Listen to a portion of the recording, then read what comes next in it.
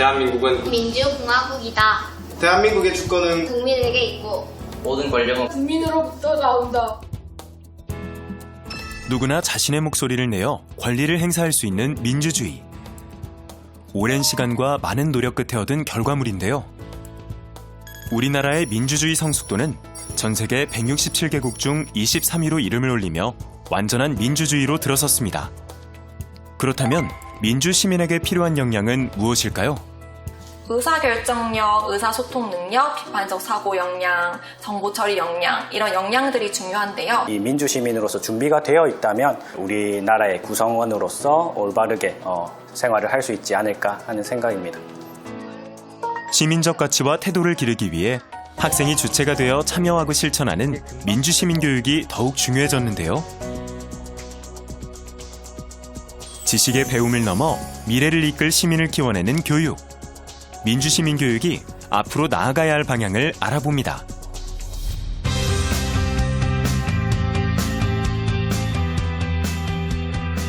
안녕하십니까. EBS 미래교육 클래스 손정호입니다. 민주주의라는 단어는 이제 너무 익숙한 단어가 돼서 모르는 사람이 거의 없습니다. 그런데 민주주의 나라에 사는 우리의 모습은 어떨까요? 민주적인 가치관이나 삶을 실천하며 살고 있을까요? 민주시민이 갖춰야 할 가치관과 삶의 태도를 기르는 교육. 오늘은 학교에서 시행되고 있는 민주시민교육에 대해서 같이 논의해보는 시간을 가져보겠습니다. 함께 자리해 주신 분들을 소개합니다. 민주시민교육이 좀 외압에 이렇게 좀 흔들리는 교육, 그렇게 되지 않았으면 좋겠어요.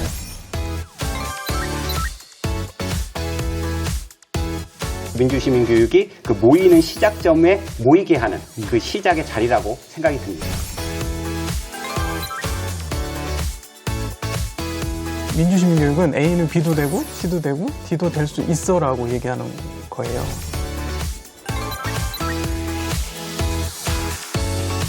일회성 활동에 그치다 보니까 이게 좀 지속적으로 운영이 될 필요가 있을 것 같고요.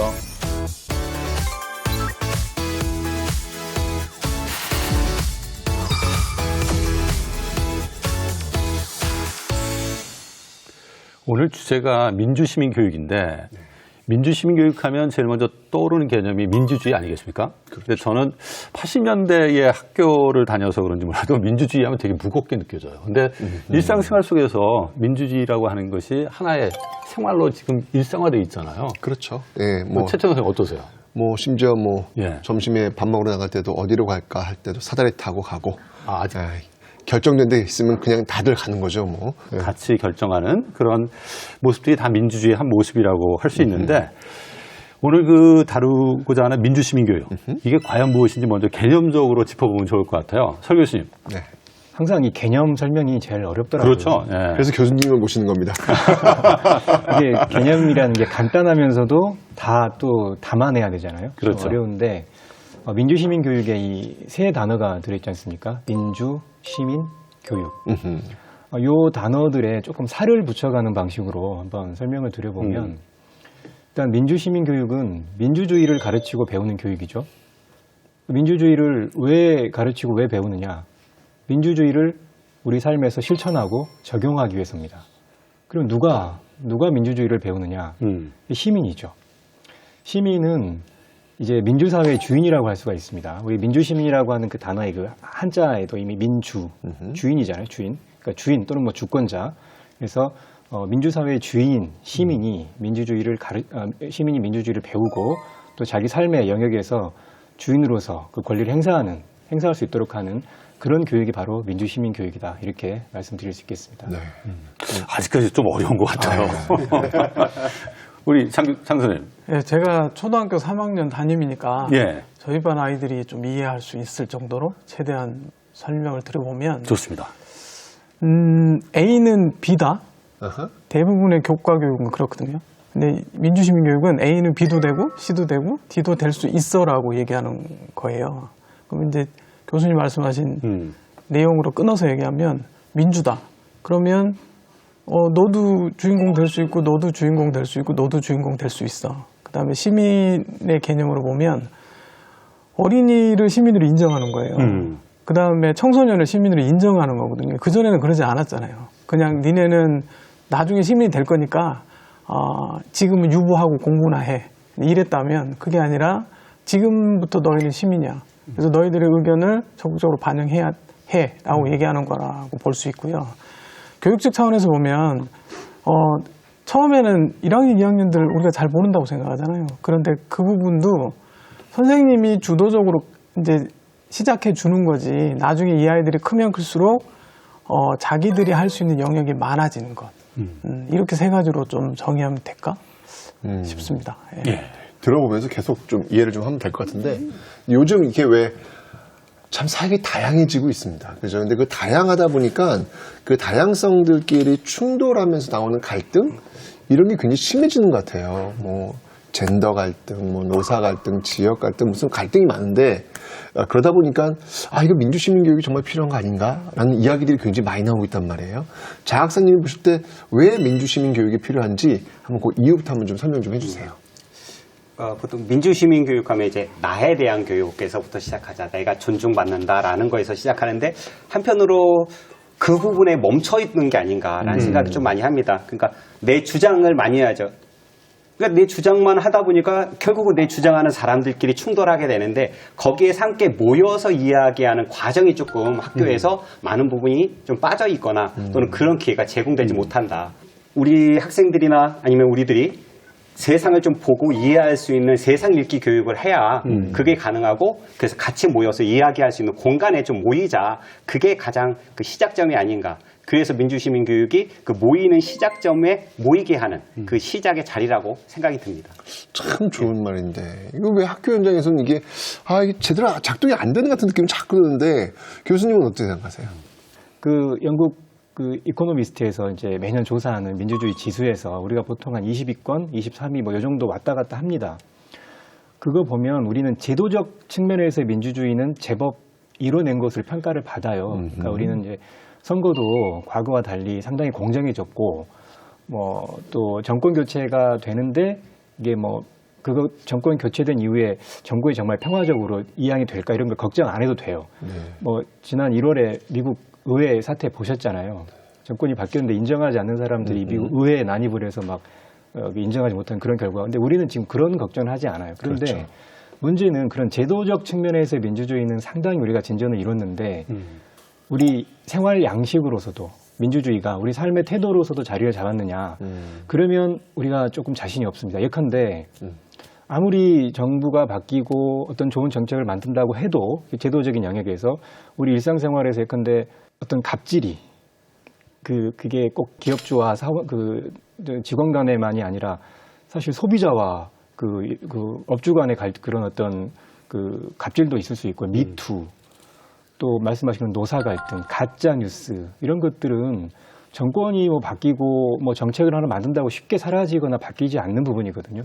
이런 부분 생활 양식으로서의 민주주의가 과연 자리 잡았느냐 했을 때 우리가 자신이 없다면 바로 거기에서 우리가 민주시민교육의 필요성을 좀 찾을 수 있지 않을까 생각합니다. 근데 참 궁금한 게 뭐 사실 이런 민주시민교육 어렸을 때부터 하는 게 좋긴 하잖아요. 근데 이거 좀 사회 경험도 있고 이런 좀 여러 가지 그 공동체 생활을 한 다음에 하는 게 더 낫지 않느냐 이런 얘기도 할 수 있거든요. 이 어렸을 때부터 민주시민교육을 해야 될 이유 뭘까요? 우리 뭐 외부 교육 같은 거 조기 교육하면 좋다 이런 말 하는데 민주주의는 어떻습니까? 우리가 민주주의에 대해서 그런 말 하나요? 우리가 좀 제껴놓고 있지 않나요? 영어 같은 거는 한자 같은 거는 어렸을 때부터 하면 좋다. 수영 일찍 배우면 좋다. 이런 말 하는데 민주주의는 우리나라 정체성이잖아요. 한 번도 바뀐 적이 없어요. 항상 우리나라 헌법 제1조에 계속 나와 있는. 근데 우리나라의 정체성인데 우리는 거기에 구성원이고 주인인데 그거를 일찍부터 하자는 말은 잘 하지 않죠, 사실. 그래서 그런 면에서 보면 우리가 영어는 일찍 배우려고 하고 한자를 일찍 배우려고 하는데 왜 우리가 숨쉬는 공간, 우리 사회를 구성하는 우리의 정체성 민주주의에 대해서는 그런 말을 하지 않느냐라는 이제 그런 그 답변을 한번 드리고 싶고 또 하나는 저는 이제 어릴 때부터 민주주의를 하면 좋다는 민주시민교육을 하면 좋다는 그렇게 표현할 수도 있지만 좀 다르게 표현하면 어릴 때에도 민주시민 교육을 해야 한다. 그리고 평생 해야 된다. 저는 이렇게 좀 말씀드리고 싶어요. 이게 뭐 나이가 들어서도 사실 마찬가지 우리 이제 아까 장 선생님도 우리 그 어린이도 이제 시민이다 그 말씀하셨는데 우리가 보통 어린이들한테 청소년들한테 너희는 미래의 꿈나무야, 미래 유권자야. 졸업하고 대학 가서 그때 정치에 관심 갖고 민주주의 관심 갖고 그때 투표도 하고 그래라고 이야기를 하기도 하지만 사실은 어린이 청소년들도 미래 유권자만이 아니라 지금 주권자거든요. 그런 면에서 바로 어릴 때에도 민주시민 교육을 해야 된다. 아이들은 또 주인이니까 그렇게 말씀드릴 수 있겠습니다. 예, 장선생. EBS 다큐프라임 아이의 사생활에서 한번 나왔었는데요. 그 반두라의 보보 인형 실험이라는 게 있어요. 거기 보면은 폭력적인 그러니까 인형에게 폭력을 행사하는 장면을 본 아이에게 인형과 이렇게 방에 놓아두면 인형한테 폭력을 행사하거든요. 그러니까 그게 어릴 때 보고 듣는 것이 얼마나 중요한가를 알려주는 실험인데요. 그 한 2년 전인가 제가 기억이 안 나는데 지상파 그 프로 중에 배려 대한민국을 바꿉니다라는 프로그램이 있었어요. 거기에 유치원 선생님 6개월 동안 민주시민 교육을 이제 아이들한테 했던 그게 잠깐 나오는데 거기 아이가 이런 얘기를 해요. 그 전쟁과 기아 관련돼서 이제 고통받는 아이들의 장면을 보거든요. 그리고 그 작은 아이가 뭐라고 하냐면 도와주고 싶은데 다 도와줄 수 없어서 그게 너무 슬프다 이 얘기를 해요. 아주 어릴 때부터 우리는 우리 사회의 중요한 가치를 가르쳐줘야 하지 않을까 이렇게 생각합니다. 네. 근데 우리나라 그 민주주의의 역사를 보면 좀 세계 민주주의 역사와는 좀 다른 특징들을 갖고 있거든요. 그러니까 역사를 제가 이렇게 공부하다 보면은 다른 나라의 그 민주주의 역사는 대략 한 200년 이상의 어떤 역사를 갖고 있어요. 서구 유럽 같은 경우에는요. 그리고 그들의 특징을 보면은 먼저 산업화가 이루어지고 이후에 민주화가 이루어진 어떤 그런 순서를 갖고 있는데 우리는 반대예요. 짧은 민주주의 역사를 갖고 있고 산업화가 먼저 이루어지고 그 다음에 민주화가 이루어지는 어떤 이런 모습들. 그러니까 짧고 파격적인 어떤 그런 모습들 속에서 민주주의가 만들어지다 보니까 굉장히 우리 국민들도 이 정치라든지 이런 것들이 지금도 굉장히 많은 관심들을 갖고 계시지 않나라는 생각이 들거든요. 이런 부분은 어떻게 보세요, 교수님? 예, 맞습니다. 이게 정말 짧은 기간에 우리 많은 성과를 이뤘죠. 이게 아마 잘 아시다시피 우리나라 국민들이 좀 성질이 급하잖아요. 뭔가 이렇게 한번 하기 시작하면 열정적입니다. 열정적이고 막 금방금방 해내요. 산업화도 어마어마하죠. 그 속도가. 민주주의도 마찬가지예요. 아까 이제 순위 나왔지만 우리가 세계 20위권이다? 뭐 엄청난 거죠. 그거를 뭐 굉장히 우리가 압축적 민주화, 압축적 그 산업화 이런 말을 이제 쓰기도 하는데 근데 이제 방금 우리 그 경제하고 잠깐 비교해 보면 경제는 우리가 10위권이라고 하고 심지어 작년 같은 경우는 G7에도 들어갈 만큼 성장했다고 이야기를 하는데 민주주의는 한 20위권이다. 그러면 아직 우리 좀 양에 안 차지 않나요? 경제는 10위권도 우리 부족하다고 더 올라가자고 하는데 민주주의 20위권 가지고 우리가 옛날보다 좋아졌네라고 할 정도는 아닌 것 같아요. 예. 근데 최근 들어서 우리 학생들의 어떤 사회적 이슈에 대한 관심이 높아지는 것 같아요. 아까 너무 궁금해요. 우리 최태원 선생님 말씀하신 것처럼 SNS에 어떤 사회적 이슈가 있으면 학생들도 막 참여해서 의견을 공유하거든요. 그다음에 또 학생 인권에 대한 민감성도 많이 높아져가지고 요새 학생들이 어떤지 좀 궁금한데 옥 선생님 차이를 많이 느끼시죠? 네, 일단 뭐 초등학생이다 보니까 일상생활에 대해서 사회적 이슈에 대해서 아이들끼리 이건 어떻게 생각해라고 자연스럽게 얘기를 나누는 정도는 되진 않아요. 근데 제가 초등학교 시절 때와 비교해 보면 아무래도 다양한 매체에 노출이 되다 보니까 이런 뭐 정치적인 내용이나 사회적 이슈에 대해서 아이들이 접하는 경우가 많은 것 같아요. 예를 들면 어떤 게 있나요? 예를 들면? 예를 들면 제가 교실에서 이제 교실 국가를 운영하고 있는데 제가 대통령 역할이에요. 아, 진짜요? 네. 대통령 민주적이지 않은 것 같은데. 사실상 군주제에 가까운 것 같아요. 그래서 제가 뭔가 잘못을 했을 때 아이들이 탄핵할 거예요. 이런 일련의 저희가 겪어온 일들로 인해서 이런 용어들을 접하고 실제로 사용을 하더라고요. 제가 어렸을 때는 그 단어가 뭔지 전혀 몰랐었거든요. 그래서 아이들도 이런 사회적 이슈에 대해서 관심을 갖고 있고 인지를 하고 있고 그리고 이게 문제일 경우에는 그에 적절한 단어를 사용할 수도 있고요. 네. 장 선생님. 최근 5년간 아이들하고 토의 토론했던 주제들을 한번 보면요. 생각나는 것만 보면 그 세월호 참사 이후에 숙박형 체험학습을 없애려고 하는 어른들의 행동에 대해서 너희들은 어떻게 생각하느냐를 이야기했던 게 있어요. 이게 수학여행하고 직결되는 거거든요. 그 다음에 가불관계라든가 급식 파업. 비정규직 노동자들이 급식 파업을 했을 때 아이들은 밥을 못 먹고 카스테레를 먹었어요. 그러면 이제 그거 가지고 아이들의 생각들이 굉장히 다양합니다. 가짜뉴스, 이것도 굉장히 첨예하게 이야기됐었던 거고요. 우리를 화나게 만들었던 혐오 표현. 그러니까 혐오 표현은 지금 중학교를 넘어서 초등학교가 굉장히 심각한 상황이거든요. 그리고 요즘에 아이들 관심 가지는 게 뭐냐면 지구를 지키는 10살 뭐 이런 거 있잖아요. 지구를 어떻게 손수건 왜 써야 되고 이런 고민들을 하고 있어요. 하고 있고 또 보면은 황사나 미세먼지가 급증하면서 체육 시간이 줄거든요. 그러니까 이 부분이 아이들의 삶과 밀접해요. 그러니까 어떻게 보면 이런 주제들이 어른들의 이야기가 아니라 아이들의 삶과 밀접한 이야기인데도 그냥 얘기 안 하고 있었던 게 많은 거지 아이들이 뭐 관심이 없는 건 아닙니다. 그렇군요. 아니, 장 선생님, 이 민주시민교육이라는 게 교육과정에 들어와 있던 적이 있었나요? 있죠. 근데 왜 나는 그게 느낌이 없지? 네. 그냥 큰 아젠다로 존재했었죠. 아니, 목표는 있죠. 왜냐면 저희 사회과 교육의 목표가 민주시민의 교육이잖아요. 예. 근데 그게 직접적으로 교육과정 속 안에 들어와서 체화된 적은 있었나요? 한편 저도 이제 그래서 한번 쭉 찾아보니까요. 1945년에 우리가 해방이 되잖아요. 네네네. 그때 이제 교육에 대한 긴급 조치가 나오면서 어떻게 나오냐면 민주시민을 위한 공민과를 딱 만듭니다. 교과로. 바로요? 예, 바로. 예, 아니, 45년에. 민주주의를 경험을 한 번도 안 해봤는데 바로?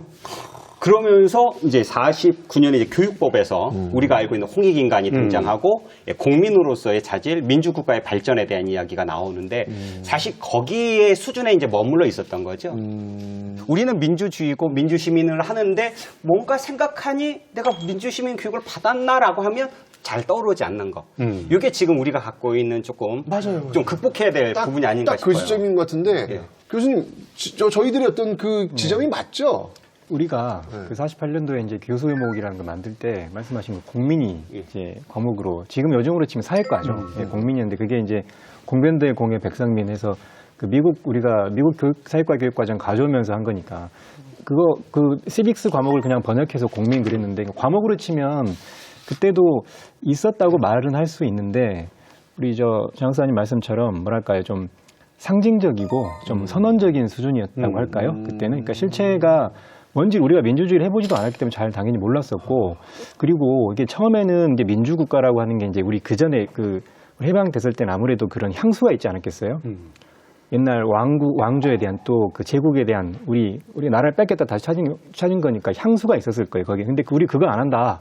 우리는 민주주의 한다.